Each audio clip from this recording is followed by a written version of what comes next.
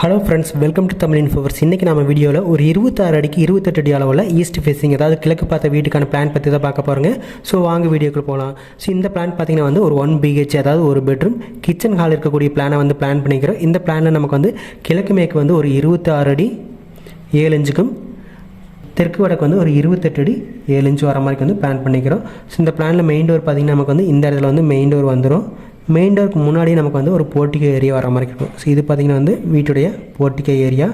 Portico தாண்டி main door வழி உள்ளே போகும்போது நமக்கு வந்து ஹால் வந்துடும். ஸோ இங்கே வந்து ஹால் வந்துருச்சு.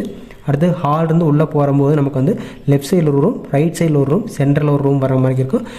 ரைட் சைடில் இருக்கிறது பார்த்திங்கன்னா வந்து கிச்சன் ஏரியா வந்துடும். ஸோ இங்கே வந்து கிச்சன் வந்துடும். அடுத்து லெஃப்ட் சைடில் பார்த்திங்கன்னா வந்து பெட்ரூம் வந்துடும்.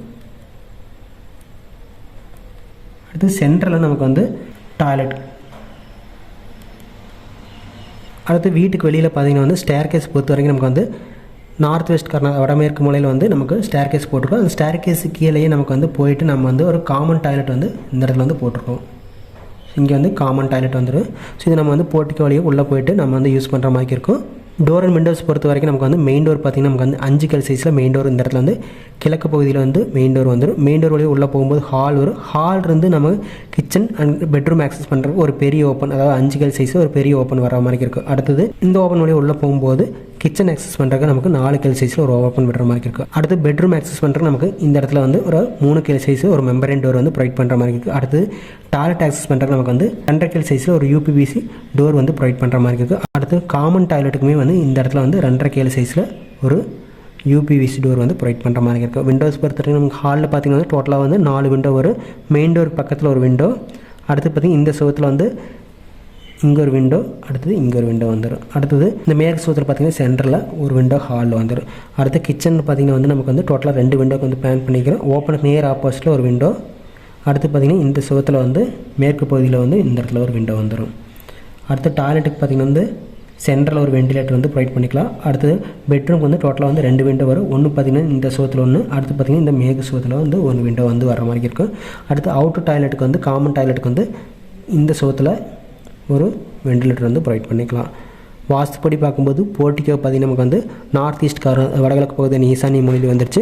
ஹால் பார்த்திங்கன்னா வந்து ஈசானி மூலை வாயு மூலை ரெண்டுமே வந்து கவர் ஆகிற மாதிரி, அதாவது north east corner north west corner ரெண்டுமே வந்து கவர் ஆகிற மாதிரி வந்து ப்ரொவைட் பண்ணியாச்சு.